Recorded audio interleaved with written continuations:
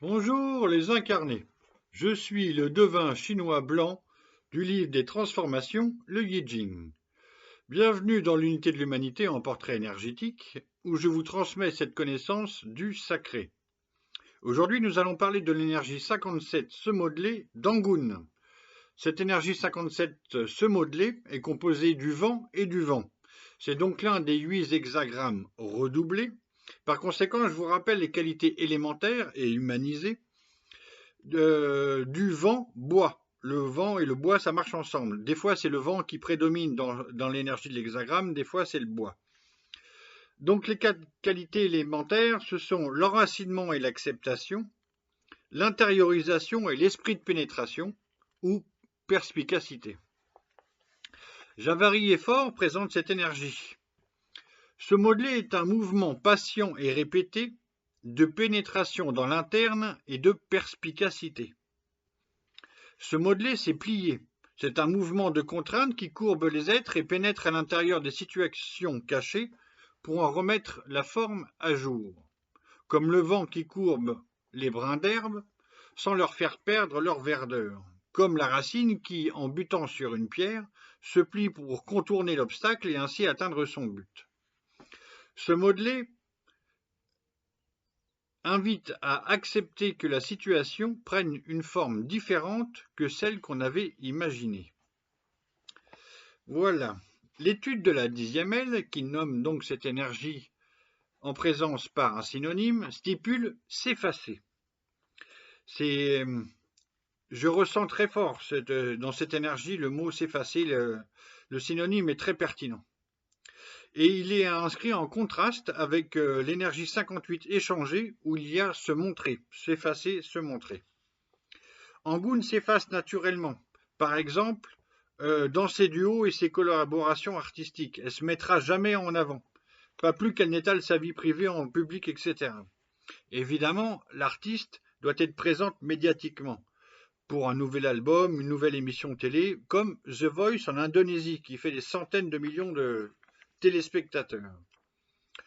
Pour continuer sur cette lancée de s'effacer, je vous donne ma liste de devinettes des personnes qui vivent ou qui ont vécu dans cette énergie 57 se modeler.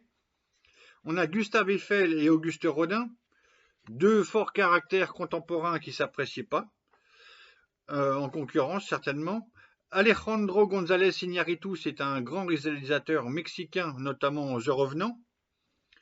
Raymond DeVos et Jean-Marie Bigard, Muriel Robin, Florence Foresti et Blanche Gardin. Donc, je fais une petite remarque sur cette liste, qu'il y a plusieurs humoristes et qui ont en commun, chacun à sa manière, chacune à sa manière, l'aptitude à s'effacer dans la pratique de leur art. J'ai plusieurs exemples, mais ce n'est pas le sujet d'aujourd'hui. Dans la beauté merveilleuse d'Angun, on sent une grande douceur dans le caractère.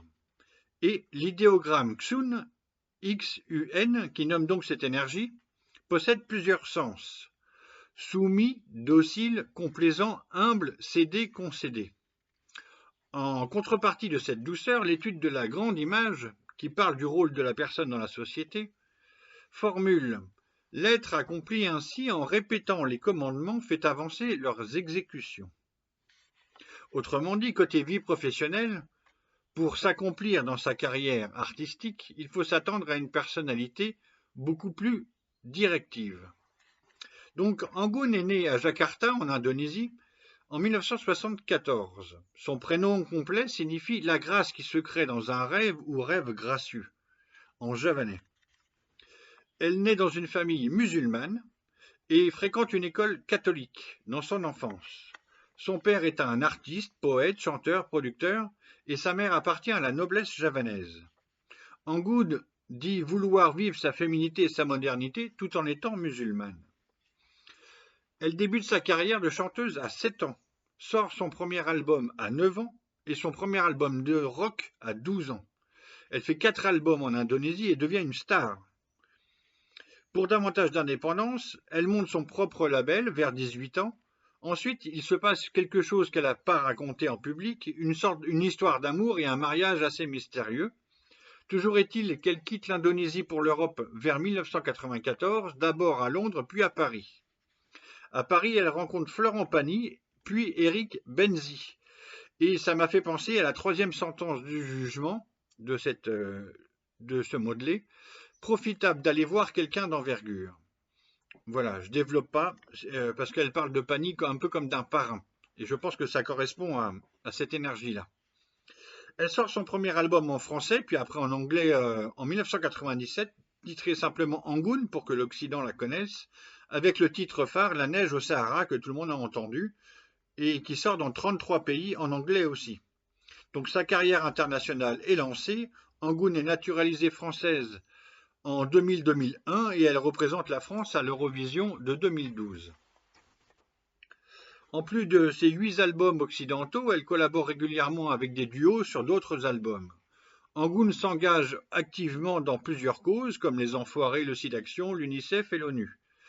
Voilà, donc je ne suis pas du tout coach vocal, mais mon oreille s'est aiguisée et j'entends le vent dans sa voix. C'est une voix où il y a le vent dedans. Ok ? C'est pour ça qu'elle n'a pas la puissance du tonnerre d'une Piaf. Ok ? C'est pas le même frisson, mais il y a le vent dans sa voix, comme si c'était un filtre qui souffle. On a j'entends ça, on entend ça. A priori, mais donc même si elle joue du piano, elle a appris à jouer du piano jeune. A priori, c'est pas elle qui écrit les textes de ses chansons. Peut-être qu'elle intervient, qu'elle a un auteur. Toutefois, je remarque quand même cette présence du vent dans plusieurs de ses chansons, comme La Rose des Vents et Face au vent. Voilà, je conclus par un quatrain divinatoire. Asie, 57, Angoune se modelait, Racine à Jakarta, chantant aux 4 vents, artiste musulmane ouverte à l'Occident, française à l'ONU, sublime beauté. Namasté.